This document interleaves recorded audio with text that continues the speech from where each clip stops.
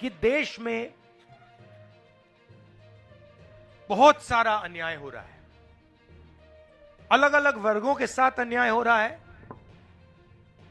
भाषाओं के साथ अन्याय हो रहा है, प्रदेशों के साथ अन्याय हो रहा है, महिलाओं के साथ, किसानों के साथ, मजदूरों के साथ। और हमें पता लगा, साफ पता लगा कि अन्याय और नफरत और हिंसा के बीच में लिंक है। मतलब अन्याय के बिना हिंदुस्तान में नफरत और हिंसा नहीं फैलाई जा सकती। अन्याय होगा, लोगों के दिल में डर होगा, तो फिर बीजेपी हिंसा और नफरत फैला सकती है। तो ये इनका 2 पॉइंट प्रोग्राम है। इंदिरा जी का 10 पॉइंट प्रोग्राम होता था, 20 पॉइंट प्रोग्राम होता था, इनका 2 पॉइंट प्रोग्राम है। अन्याय बढ़ाओ, हिंसा और नफरत फैलाओ, ये करते हैं। तो इसलिए हमने दूसरी यात्रा में ये न्याय शब्द लगा दिया। किस प्रकार का न्याय? आर्थिक अन्याय। आज हिंदुस्तान में हमारे युवाओं को रोजगार नहीं मिलता। 40 साल से सबसे ज्यादा बेरोजगारी आज है। महंगाई बढ़ती जा रही है। पब्लिक सेक्टर यूनिट प्राइवेटाइज होते जा रहे हैं। आदिवासियों की जमीन छीनी जा रही है। तो यह हुआ आर्थिक अन्याय।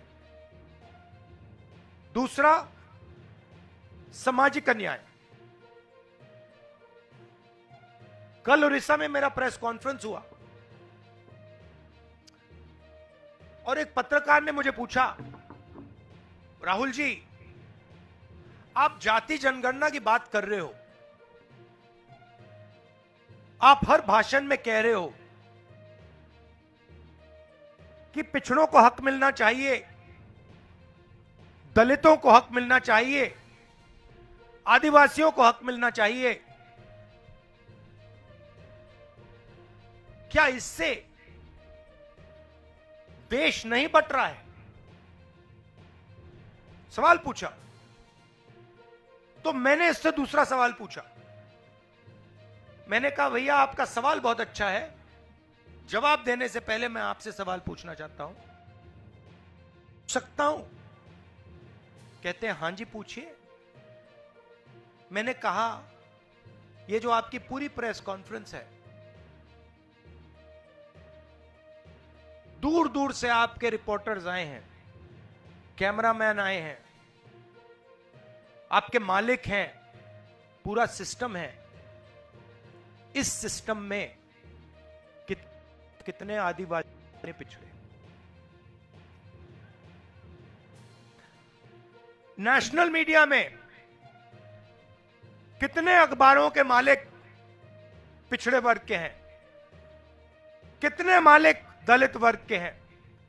कितने मालिक आदिवासी वर्ग के हैं? मैंने उससे पूछा, चुप हो गया, एक शब्द नहीं बोल पाया। तो मैंने उनसे कहा, देखिए 50% कम से कम पिछड़े वर्ग के लोग हैं। किसी को मालूम नहीं, क्योंकि जो आंकड़े हमने निकाले थे 2011 में, वो नरेंद्र मोदी ने पब्लिक नहीं किए, मगर कहा जाता है 50 से 55% पिछड़े वर्ग के लोग, 15% दलित है, 8% आदिवासी है। कितने हुए बताओ? 50, 15 और 8 कितना हुआ? 73, 73। तो मैंने उनसे पूछा, भैया आप मुझे अब बताओ, अगर 73% को कुछ मिलेगा नहीं, उनकी आवाज ना मीडिया में है, ना हिंदुस्तान के सबसे बड़े 200 कॉर्पोरेट में है, ना पीएमओ में है, ना 90 ब्यूरोक्रेट जो हिंदुस्तान को चलाते हैं उनमें है, ना किसी प्राइवेट अस्पताल के मालिक ओबीसी या दलित या आदिवासी वर्ग से नहीं आते। कोई स्कूल नहीं, कोई यूनिवर्सिटी नहीं जो इनके हाथों में है। तो भारत कैसे जुड़ सकता है?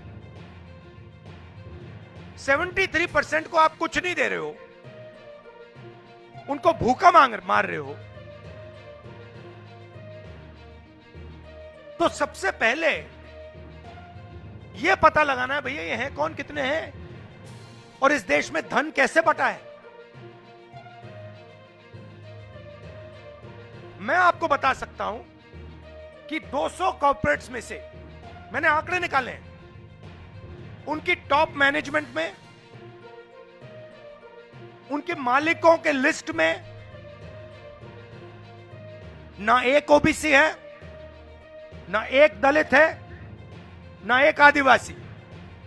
मैं आपको बता सकता हूं कि दिल्ली में 90 अफसर जो देश को चलाते हैं उनमें से 3 ओबीसी हैं, एक आदिवासी है, 3 दलित हैं। मतलब 73% हिंदुस्तान के 5% बजट को चलाता है। उसके बाद जर्नलिस्ट चुप हो गया। अब इसमें मैं एक और बात जोड़ना चाहता हूं। 73% ये हुए, उसमें गरीब जनरल कास्ट के भी लोग हैं। यह नहीं है कि इस देश में गरीब जनरल कास्ट के लोग नहीं हैं, वो भी आपको नहीं मिलेंगे। अदानी जी की कंपनी में जाइए, मुझे दिखा दीजिए कौन सा गरीब व्यक्ति, जनरल कास्ट का गरीब व्यक्ति उसमें घुस सकता है। मुझे दिखा दीजिए कौन सा ओबीसी बैठा है वहां पे, कौन सा दलित बैठा है, कौन सा आदिवासी बैठा है। मुझे बता दीजिए। जिस दिन मुझे दिख जाएंगे मैं जाति जनगणना नहीं मांगूंगा। उस दिन तक मैं जाति जनगणना करवा के दिखाऊंगा। अब मोदी जी कहते हैं, अब मजे की बात सुनो, मोदी जी कहते हैं कि कांग्रेस पार्टी का एक नेता जाति जनगणना की बात उठा रहा है।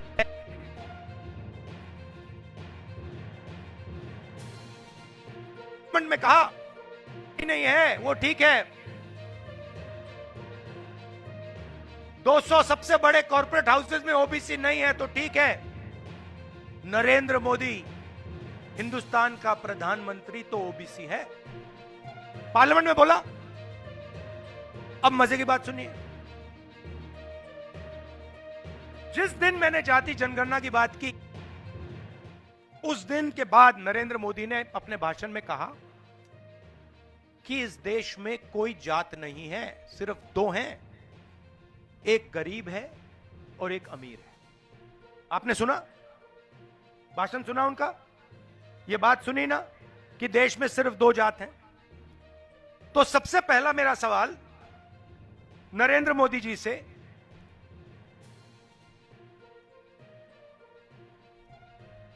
अगर सिर्फ अमीर और गरीब जाते हैं हिंदुस्तान में तो आप ओबीसी कैसे बन गए?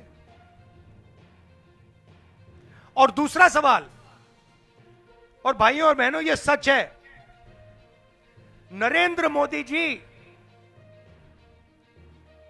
ओबीसी पैदा नहीं हुए। ओबीसी नरेंद्र मोदी जी की जात है, मेरे पास यहां पे फोन पे नोट है, मैं अभी एक पढ़ता हूं। नरेंद्र मोदी जी की जो जात है वो मोद घांची जात है गुजरात में, ठीक है। ये जात 2000 में गुजरात सरकार ने ओबीसी घोषित की थी। आपके प्रधानमंत्री ओबीसी जात के नहीं थे। 2000 में बीजेपी की सरकार ने गुजरात के गांची जात को ओबीसी घोषित किया है। आपके जनरल कास्ट के आदमी हैं।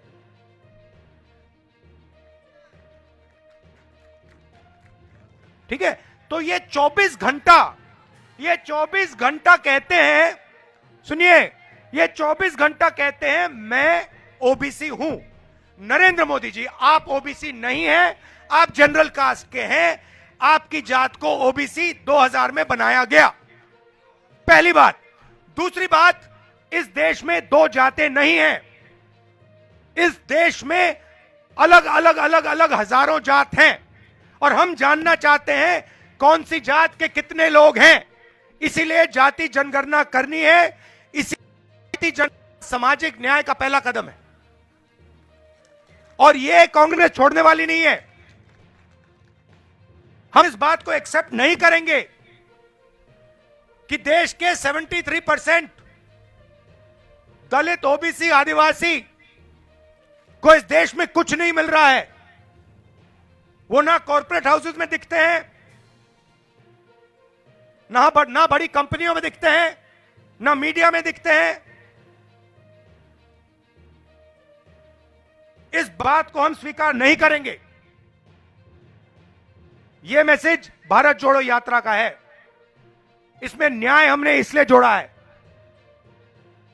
3 और तरीके के अन्याय हो रहे हैं। एक, दूसरा महिलाओं के खिलाफ, और तीसरा हमारे जो लेबर करते हैं, श्रमिक लोग जो हैं, उनके खिलाफ। और आर्थिक और सामाजिक न्याय सबको चोट पहुंचाता है। आपके यहां जो बच्चे हैं जो बेरोजगार हैं, बेरोजगार क्यों हैं? क्योंकि अदानी जी को देश की पूरी पूंजी पकड़ाई जा रही है, एक के बाद एक। एयरपोर्ट, पोर्ट्स, इंफ्रास्ट्रक्चर, सड़कें, सारा का सारा माल उनको दिया जा रहा है। ये आपका है, आपकी पूंजी है, आपके बच्चों का भविष्य है ये।